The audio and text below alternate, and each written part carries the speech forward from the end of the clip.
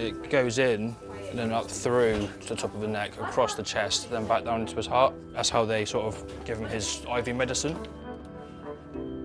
Oscar is here because he has a condition which is called dilated cardiomyopathy, but basically his heart muscle is too weak to sustain the circulation by itself. Yes, that's your heart. Oscar is just 14 months old. He is one of over 170 children on the UK's transplant donor list. He urgently needs a new heart. If you go in and look at him right now, you wouldn't even know anything is wrong with him. He's just so happy and cute and smiley and just like so lovely. I'm glad he doesn't know what's going on because I think that works in his advantage a lot. He just gets on with it. All the surgeons say it's one of their simplest surgeries actually to carry out. You're just taking one out and putting one in, fairly straightforward, apparently. It doesn't sound it, but apparently it's quite straightforward.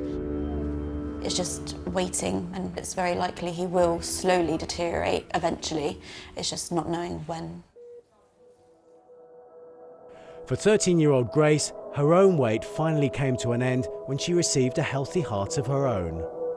When I used to think, oh, you'll need a transplant one day, I used to almost think it was like, you need a transplant, here's the surgery. I didn't really think about the fact that someone has to die, you need to have their heart, they need to be in good condition, they need to match your heart. And then when they were like, no, we got to find the heart that's exactly right for you, it could take ages. Like, people wait years, people wait like 6 to 8 months as a minimum, and I was like, oh. It's hard to put into words, just your whole life just crumbles around you.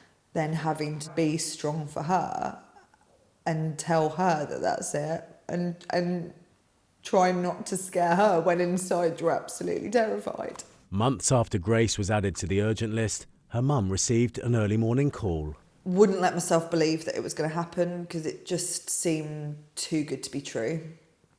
Got blue lighted up in an ambulance. She said, well, we think that we found a heart, and I got straight up here. We think you could be going down to surgery in about half an hour. And her little face, even behind the oxygen mask, you just see her eyes lit up and she just smiled. Just 2.5 weeks later, Grace was able to return home. I honestly have so much thanks to the family of the donor that donated my heart to me. Even though they don't know who I am, it felt amazing that someone gave me their heart and now I get to live again. I just hope that it gives them some comfort to realise what they've done, what because of them has happened.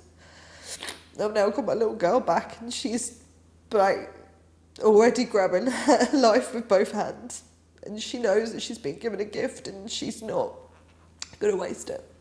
For some children, young donors are their only hope. On the walls of Great Ormond Street, pictures of children who have donated their organs encourage families to have the most difficult of discussions. Eleanor was a very bright and bubbly young girl.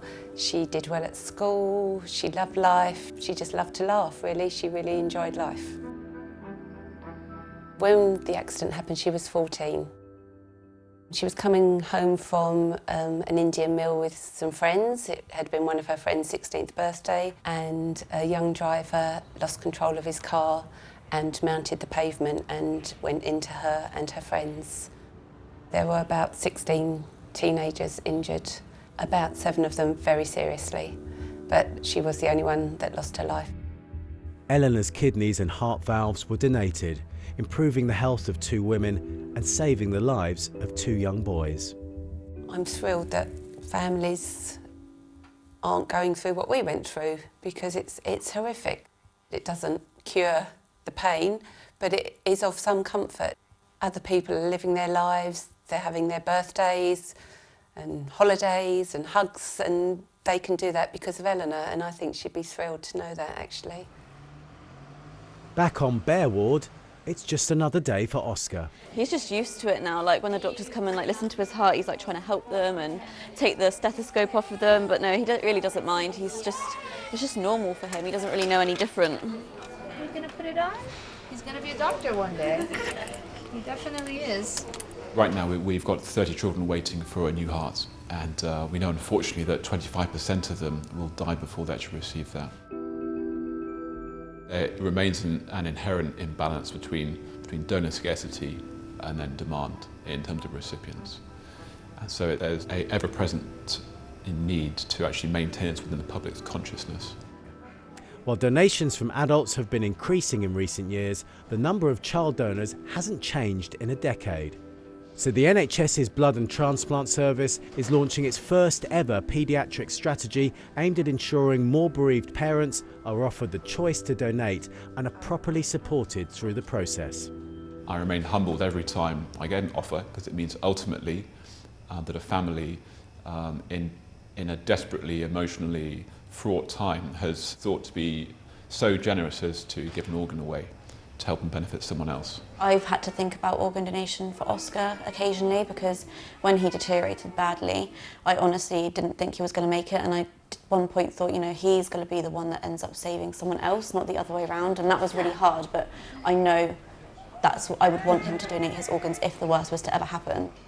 If you were ever in the position that your child needed another child's organ to survive, would you accept that organ? And if the answer is yes, then I really think you should be considering signing your kids up to be an organ donor as well. Grace continues to grow stronger by the day, but for her family, the ordeal is far from over. Shortly before her own transplant, her younger brother Freddie, who shares the same rare genetic condition, was added to the waiting list for a heart. It certainly brought them all closer together, the three of them, because Jones had to live with the fear of losing her brother and sister. He has seen her go through it, which in some ways is a positive thing, because he's seen that she got as sick as she did, but she came out the other side. But at the end of the day, he's not stupid either. He knows that it got touch and go, really touch and go. And we just don't know how it will play out with him. When I was going through this, even though I had my mum and my dad, and they're all like, you'll be okay, it will be fine, there was no one that I could talk to that been through it. At least in this way, I'm able to support him and be there for him. I'll be able to give you advice, like don't eat the hospital food. But I won't listen. They are very good at being horrible to each other, but if anyone else dared, they wouldn't stand for it. They're very close. It is overwhelming, but it's kind of the hand we've been dealt, so we just have to get on with that. It's torture really, because every night I sometimes imagine like my mum coming in and like saying, Freddie, they found a heart, and I just wish it'd be over and done with. Now.